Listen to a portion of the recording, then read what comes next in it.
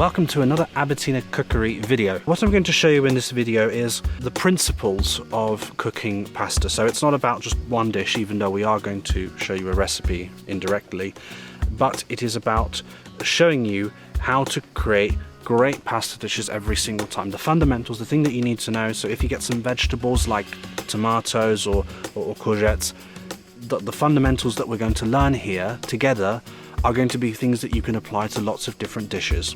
And the first thing that you'll need is pasta, as you might imagine. This pasta here has a granular texture. You can see here, it doesn't look perfectly yellow, it looks slightly whitish because of the rough texture that it has. And this is great because it allows the pasta to pick up sauce better because it has a greater surface area. You also want to make sure that your pasta is made with durum wheat. This is known as semola di grano duro in Italian. And for this particular dish, we're going to be just doing a very simple tomatoes, garlic and basil dish. So these tomatoes are from our vegetable patch. We're using a combination of datterini tomatoes and ciliegini. So these are the cherry tomatoes and they're shaped like one. And as I said, these are from our garden. The basil's also from our garden. It's called Basilico della Riviera. It's from it's a Ligurian basil variety, but we don't live there, but that's where it comes from. And we're using some local garlic. That again, this is something that we grow. You don't need to add tons of things to your dish. And that's one of the things that is great about what we're going to learn here. You don't need to cook with 20 different ingredients to make something good. We're just using 1, 2, 3, a bit of olive oil. I suppose you can call salt an ingredient if you really want. Simple ingredients of a good quality can make a massive difference and can taste so much more flavorful than 20 ingredients of a really generic quality. First thing we need to do is we have some water warming up here. It's not quite ready yet. We have it in a pot and we're doing about 300 grams of pasta. If it's the only thing that you're eating, then this would be approximately 100 grams per person. So you can imagine we're cooking for 3 people. So the first thing that we're going to do is we're going to get our garlic. And this is something that you can do in loads of dishes. It doesn't have to be tomatoes, it doesn't have to be courgettes, it can be cauliflower, it can be cima di rapa, broccoli, you know, there are loads of different things. We're going to use 3 cloves of garlic, and we're going to cut this up. I'm just using a ceramic knife. You can use any knife that you want. I'll just put this over here, and we're going to remove the skin. When you cook with olive oil, we like using extra virgin olive oil. There are a number of documented health benefits for using extra virgin olive oil, and that's basically the only thing you can find in Italy. I know you can find standard olive oil elsewhere, but we've never used regular olive oil. Every single time we buy olive oil, we've bought extra virgin olive oil. However, there are a few different types of olive oil. Now, these are 2 examples here that we have. One of them is really more of a run-of-the-mill extra virgin olive oil, which is this one here, this DeSantis one, which is good. I mean, it's cheaper. And, whoops. And the other one is more of a specialty type of olive oil. This is made from a smaller scale producer, actually, from Giovinazzo. It's called Le Tre Colonne. And the key thing that you need to understand about these kinds of olive oils is that this is something that you're more likely to use with cooking, which I do, and this is something that really you use more as an embellishment. So these specialty olive oils, first of all, they're much more expensive, even though this one is a good price. They tend to be more expensive, and they have a much more interesting and complicated flavour. The only problem is, if you cook this, a lot of that flavour is gone. And so because we're going to be cooking this, we're going to use this at the end. For lightly cooking our garlic, we're going to use this olive oil here. This is getting a little bit darker, it's sizzling lightly, and this is going to flavour the olive oil. It's going to give it a nice flavour of garlic that will permeate throughout the dish. You won't taste specifically garlic, but it'll enhance the flavour of everything else. You may be able to see that it's browned a little bit. You see this side is browned quite nicely. If I can even flip it, yes I can. And we're about ready to go in. So what we're going to do here is we're going to increase the cooking temperature, and making a lot of noise. And we're just going to toss that a little bit, just to coat it with the olive oil. And even though these are great tomatoes, I would still recommend just adding a pinch of salt. salt helps to bring the moisture out and it helps to create a sauce. So it's quite important that we do that.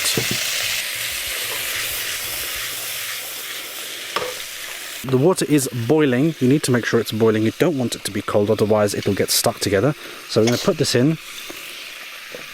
And with our wooden fork, we're just going to push this in gently. We just want to get it in. If you're too aggressive and try to get it in immediately, it'll just start breaking.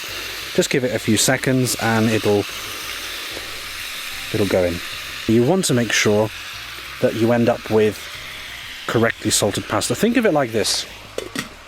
You're not salting the pasta, you're giving the pasta a salted water bath. And so we need to make sure we put a good amount. We'll have to see, first of all. So this is a starting point. As you can see, it's starting to develop a little bit of a liquid. I don't know if you can see it. And that's really what we're looking for. So just keep that cooking. This will probably be done cooking before the pasta is done cooking, and that's really what we want. So now we're stirring it. That will prevent it from sticking. You don't need to add any olive oil, nothing fancy about that. And one of the things you can see here is that this process is really quite simple. There's not much to it. It's not overly fancy, it's not overly chefy. It's just about doing fundamental things correctly. So we're going to let that boil. It would be best to just maybe not cook that so much more, because if you overcook your tomatoes, the skin comes off and it's quite unpleasant to have to eat the skin separate from the flesh. So we won't give that much more time. Now, packets do have their recommendations. Some people like to set their timers. I'm very much more of an empiricist in that I rather just taste it, check it myself, make sure it's to my taste. The cooking time that's on a packet of pasta is something that you can look at as a guide. However, I've had mixed experiences of different producers, with some shapes taking less or more time than described on the packet. So use it as a guide, but don't rely on it. So I'm just going to try it. It's a bit hard. We don't want our pasta to become mushy.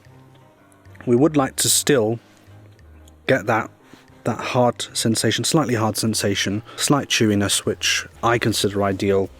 And it's what's called al dente, because you feel it on your tooth. That's when it's to the tooth. So this is going back on.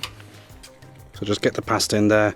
If there's a little bit of water, that's actually ideal, because we want to 90%ish cook the pasta in the pot and then finish it in the pan. One of the key things you need to know about pasta is that when you make pasta and a condiment, it's not pasta and the condiment, it's pasta with the condiment. You need to make sure that it's not just a bit of sauce dumped on top. They are one dish, and so you cook them together. You may be able to hear, and actually I'll move my microphone so you can hear it.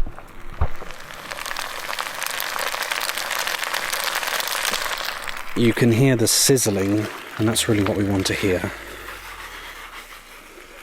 So we'll just cook this for another minute or so, and then what you'll observe is that we are starting to get a sauce. It could be courgette, it could be tomatoes, famously carbonara. This technique works very well with carbonara, where you toss it with the starchy water and the fat, and you create a slight sauce. So really this is just about done.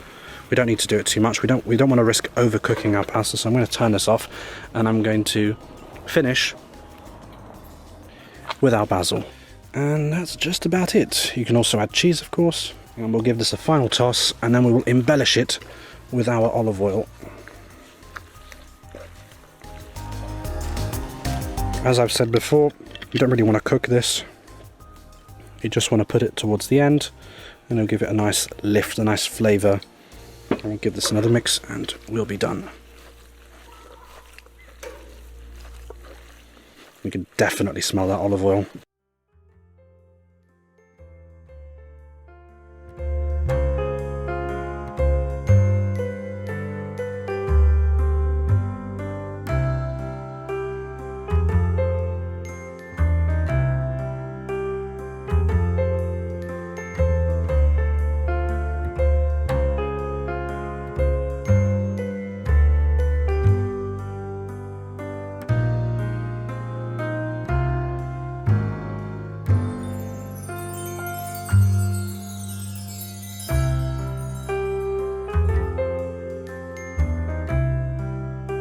Thank you everyone for watching this Abetina cookery recipe video. I hope you've learned something about the fundamentals of how to cook a plate of pasta. Again, this can be done with lots of different condiments, lots of different dishes. This is just an example with tomatoes, and yeah, it's ready to eat. Hope you enjoyed the video. Please leave a like and subscribe to the channel for future content. Thank you very much, and goodbye.